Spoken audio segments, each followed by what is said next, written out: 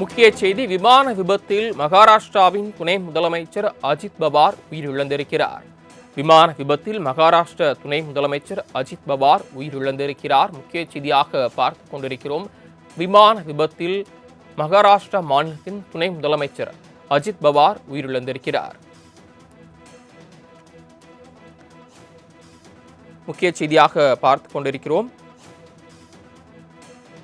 தேசியவாத காங்கிரஸ் கட்சியின் தலைவரும் மகாராஷ்டிர மாநிலத்தின் துணை முதலமைச்சருமான அஜித் பவார் விமான விபத்தில் உயிரிழந்திருக்கிறார்.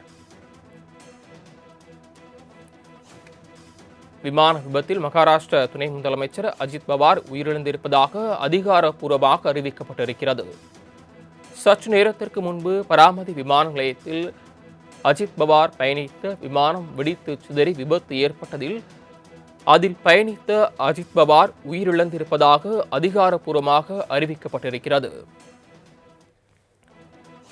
தேசியவாத காங்கிரஸ் கட்சியின் தலைவரான அஜித் பவார் இன்று பராமதி விமான நிலையத்திலிருந்து பயணித்த போது விமானம் வெடித்து விபத்துக்குள்ளானதில் அவர் உயிரிழந்திருக்கிறார்.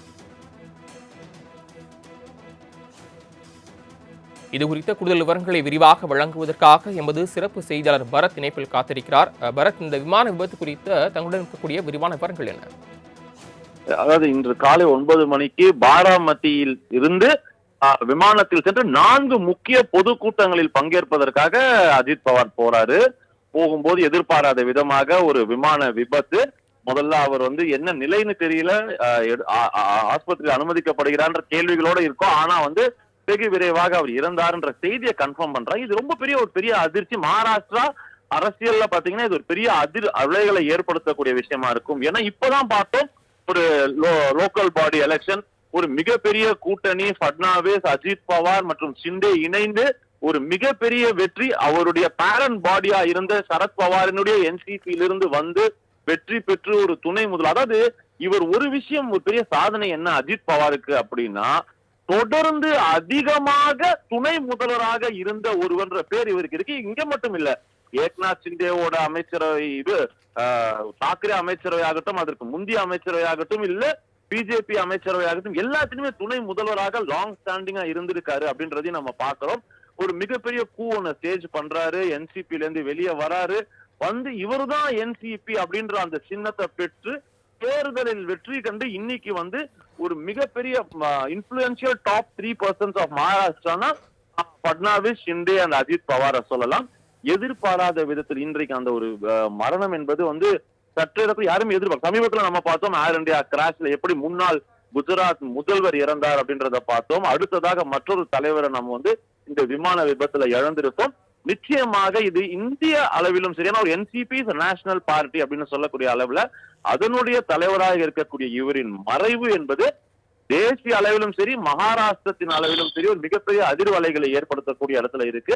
ஏன்னா தொடர்ந்து வெற்றி கூட்டணியில இருந்துகிட்டு வராரு, வெற்றிகளை சுவைத்து வருகிறார். கடந்த ஒரு 2 தேர்தல்களா பாத்தீங்கன்னா, பாராளுமன்ற தேர்தல் தோல்விக்கு அப்புறமாக சட்டமன்ற தேர்தலில் ஒரு மிகப்பெரிய வெற்றி, அதிகப்படியான எம்எல்ஏஸ கூட்டு போறாரு அஜித் பவார். அடுத்தது லோக்கல் பாடி எலெக்ஷன்ல நின்ற இடங்களில் பல இடங்கள்ல வெற்றி, 3க்கு 4 இடங்கள்ல வெற்றி பெற்று ஒரு வெற்றி கூட்டணியில மறுபடியும் உள்ள இருக்கும் பொழுது இந்த இழப்பு என்பது ஒரு மிகப்பெரிய இது. ஏன்னா ஒரு துணை முதல்வர் இழப்புன்றது எப்படின்றது தெரியும். மகாராஷ்டிரா அரசியலில் இது ஒரு பெரிய கலக்கத்தை ஏற்படுத்தும் தான் பார்க்கலாம் சரவணன்.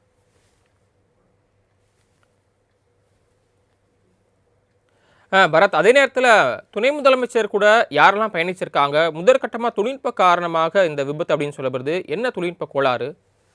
அதுதான் தொழில்நுட்ப கோளாறுன்றது என்னன்னா, நம்ம எதிர்பார்க்க முடியாத விமானம் என்ன, அதாவது எந்த இடத்துல ஏறி இருக்கு, எந்த ஹைட்ல போயிருக்கு, அங்க என்ன பிரச்சனைகள். ஏன்னா சமீபத்துல நம்ம பார்த்தோம், இந்தியாவிற்கு விமான விபத்து என்பது புதுசு அல்ல. சமீபத்துல ஏர் இந்தியாவின் மிகப்பெரிய விபத்தை நம்ம பார்த்திருக்கோம்.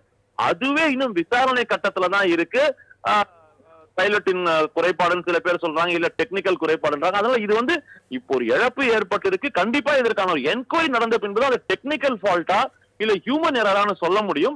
நிச்சயமா அவரோட பயணித்தவர்களும் பார்க்கும்போது இது பொதுக்கூட்டத்துக்கு போறதுனால அவரோடு பயணித்தவர்கள் நிச்சயமா அவருடைய பிஏ, அவருடைய அபிஷியல்ஸ், அவருடைய அலுவல் சார்ந்த பணிகள் இருக்கிறவங்க பயணிச்சிருக்காங்கன்ற முதற்கட்ட தகவலும் நமக்கு தெரியுது. ஆனா நீங்க கேட்ட மாதிரி இது என்ன, இது எதனால இது எக்ஸாக்ட் விபத்து அப்படின்றது நிச்சயமா ஒரு டிஜிசிஏ என்கொயரி ஒன்று கண்டிப்பாக இருக்க போகுது. அவங்க இதை நிச்சயமா பார்க்க போறாங்க. ஏன்னா தனியா இந்த மாதிரி சின்ன ரக விமானங்கள் விபத்துன்றதை நம்ம பல தருணங்கள்ல பார்த்திருக்கோம். முன்னாடியே நமக்கு மாதவராவ் சிந்தியா காலத்துல தொடர்ந்து நம்ம பார்த்திருக்கோம். சௌந்தர்யா நடிகை சௌந்தர்யா போன பிளைட் கிராஷ் நம்ம பார்த்திருக்கோம். சோ இது நடக்குது, but it's not a frequent mistake. But இருந்தாலும் சமீபத்திய இந்த விபத்துகள் அப்படின்றது ஒரு சின்ன அச்சத்தை உண்டு பண்ணுது பயணிகள் கிட்ட. இது என்ன அப்படின்றது exact reason will be known only after detail enquiry தருணன். அதே நேரத்தில் என்ன மாதிரியான விமானம் எதுவும் தகவல் வெளியிருக்கா? சிறிய ரக விமானமா, இல்ல பொதுவாகவே பயணிகள் பயணிக்கக்கூடிய பெரிய ரக விமானமா, அந்த மாதிரி எதுவும் விமானம் குறித்த விவரங்கள்? விமானம் குறித்த தகவல் மீடியம் ரேஞ்ச் ஏர்கிராஃப்ட் தான் சொல்றாங்க. இது ஒரு மிகப்பெரிய பயணிகள் விமானம் நம்ம பார்த்தோம் அகமதாபாத்ல மிகப்பெரிய கிட்டத்தட்ட 250 பயணிகளோடு சென்றது, அந்த மாதிரிலாம் எதுவும் தகவல்கள் இல்ல. இது மீடியம் ரேஞ்ச் ஏர்கிராஃப்ட் தான் சொல்றாங்க. சோ அதுலதான் நமக்கு என்ன ஒரு இதுன்னா, லேண்டிங்ல ப்ராப்ளமா, இல்ல கியர் ஷிஃப்ட் ஏதாவது ப்ராப்ளம் இருக்கா, இல்ல போன முறை நம்ம எரிபொருள் நிரப்பப்பட்டது அளவுக்கு அதிகமாக அதனால ஒரு விபத்துன்னு அகமதாபாத்ல சொன்னாங்களே, அதுவான்றதெல்லாம் நமக்கு எதுவுமே தெரியாது. பட் எதுவாக இருந்தாலும் சமீப நாட்கள்ல பாத்தீங்கன்னா ஒரு சின்ன அச்சம் இருக்கு. ஏன்னா இன்னைக்கு பல மாநிலங்கள் தேர்தல்கள் வரப்போகுது, இதே மாதிரியான விமானங்கள் தலைவர்கள் பயணங்களும் இருக்க போகுது.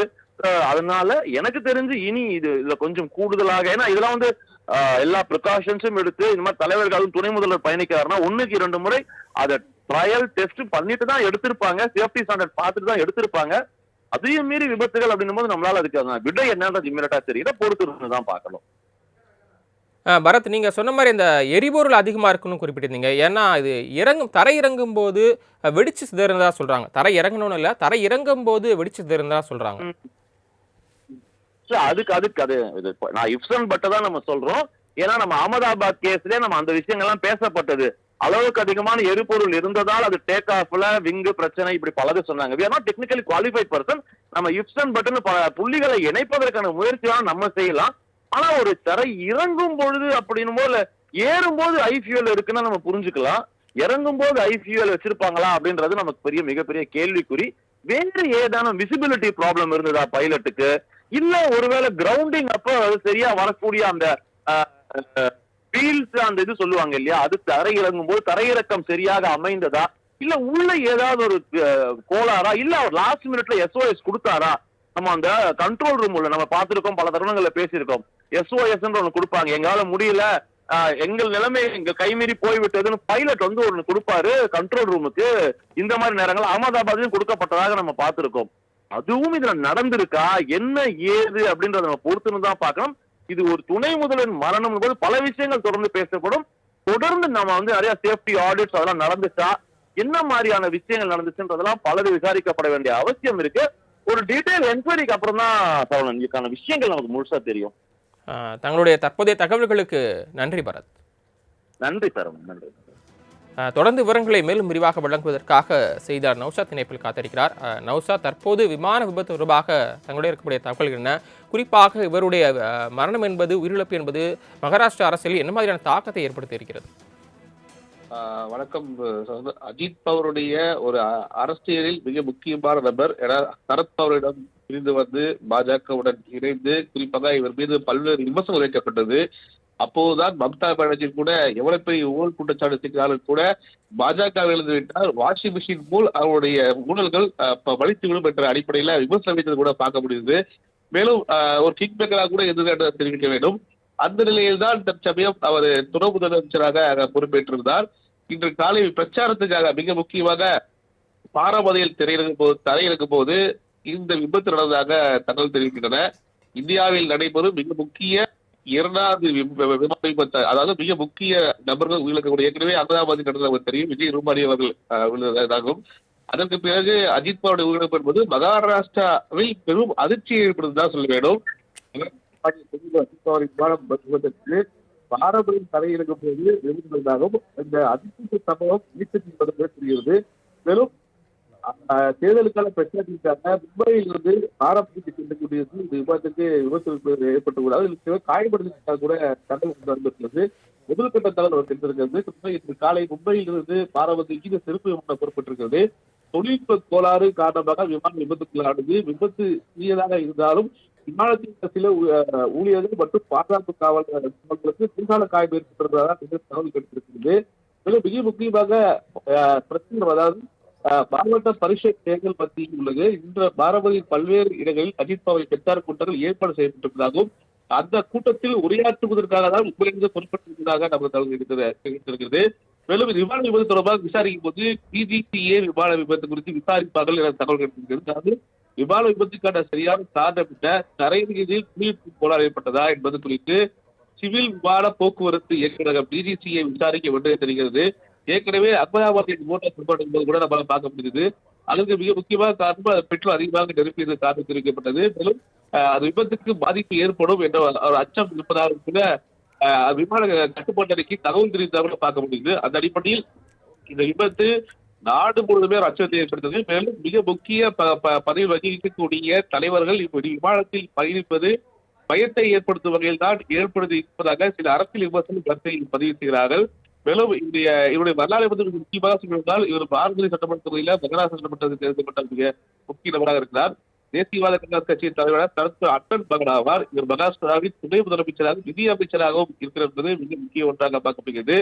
மேலும் அஜித் ஆனந்த் பவார் 1950 ஜூலை 22 அகமது நகர் மாவட்டம் தியோலாவில் உள்ள தனது தாத்தாவின் இடத்தில் பிறந்தார் என்பது மிக முக்கிய ஒன்றாக பார்க்கப்படுகிறது. நௌஷத், அதே நேரத்தில் அஜித் பவார் கூட சேர்ந்து 6 பேர் பயணம் செஞ்சதாக சொல்லப்படுது. 6 பேரும் உயிரிழந்திருக்காங்க. ஸோ அவங்க யாருன்ற அப்படியே தகவல் வெளியாயிருக்கா? மிக முக்கியமாக துணை முதலமைச்சராக கூட இவருடைய பெயர் மட்டுமே அங்கு வந்திருக்கிறது. கூட பயணித்தவர்கள் யார் என்ற அதிகாரப்பூர்வ தகவல் இதுவரைக்கும் அங்கிருந்து கிடைக்கவில்லை. இருந்தபோது பிரச்சார கூட்டத்துக்கே செல்ல இருப்பதால் அந்த கட்சி சார்ந்த நபர்கள் பயணித்திருப்பார்கள் என்ற தெரிகிறது. அரசு சார்ந்த நபர்கள் பயணிக்க வாய்ப்பில்லை என்பதே முதற்கட்ட தகவலாக இருக்கிறது. தேர்தல் அதாவது இந்த பகுதியில் உள்ள உள்ளாட்சி தான் தகவல் வெளியாது. அந்த பகுதியில் வருவதில் பல இடங்கள்ல பிரச்சார கூட்டத்திற்கு ஏற்பாடு செய்யப்பட்டிருப்பதாகவும் அந்த அடிப்படையில கட்சி சார்ந்த நபர்களாக பயணிக்க வாய்ப்பு இருப்பதாக தகவல் முதற்கட்ட தகவல் இருக்கிறது. இவருடைய விபத்து இவருடைய மரணம் மகாராஷ்டிரா மக்கள் மத்தியில பெரும் அதிர்ச்சி ஏற்படுத்துகிறது. அரசியல் பகுதியிலும் அச்சத்தை ஏற்படுத்ததான் சொல்ல வேண்டும். இவர் குறிப்பாக சரத்பவாரின் அண்ணன் ஆனந்த் ராவ் பவாரின் மகனாவார். ஏற்கனவே இவருடைய அரசியல் வாழ்க்கை நம்ம ஏற்கனவே தெரிஞ்சுதான். ஏனென்றால் சரத்பவார் வெளியே வந்து குறிப்பாக பாஜகவுடன் இணைந்து நடந்தது கூட நம்மளால பார்க்க முடியுது. ஆனா மீண்டும் தேர்தல் நடந்து இவர் துணை முதலமைச்சராக பார்க்க முடியுது. இருந்தாலும் இவர் அரசியல் வாழ்க்கை என்னவாக இருக்கும் என்ற கேள்வியில அரசியல் வாழ்க்கை ஏற்றமாக இருந்ததே நம்மளால கணிக்க முடியுது. ஏன்னா மகாராஷ்டிரா அரசியலை பொறுத்துமே நம்மளால பார்க்க முடியும். அப்படி இருக்கும்போது இந்த பிரச்சாரத்துக்காக செல்லும் பொழுது இப்படிப்பட்ட விபத்து ஏற்படும் எதிர்பார்க்கவில்லை. விமானத்தை பொறுத்தவரைக்கும் சிறிய ரக விமானம் தான் தெரிவிக்கல, பெரிய விமானம் தெரிவிக்கவில்லை. அதிக நபர் பயணிக்கக்கூடிய விமானம் என்று தகவல் வரவில்லை. இருந்தாலும் டிஜிசியை விசாரித்து எது போன்ற தொழில்நுட்பம் போல ஏற்பட்டிருக்குது, என்ன காரணம் என்பதை அதிகாரப்பூர்வமாக மீண்டும் போதே நமக்கு தகவல் கிடைக்கப்பெறும் எதிர்பார்க்கப்படுகிறது. தாங்கள் வழங்கிய தற்போதைய தகவல்களுக்கு நன்றி நௌஷாத்.